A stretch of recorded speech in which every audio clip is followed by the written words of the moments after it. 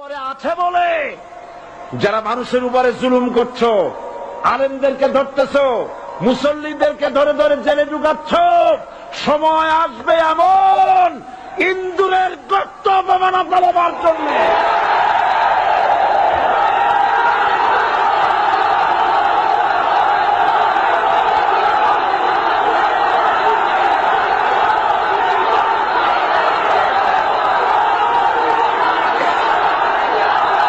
আবু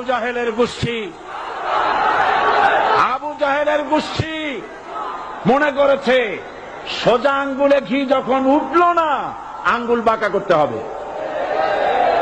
শুরু হয়ে গেল অত্যাচার, শুরু হয়েছে না?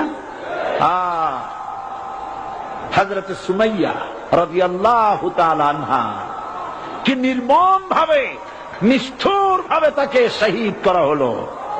খাব্বাব, হুবাই, হযরত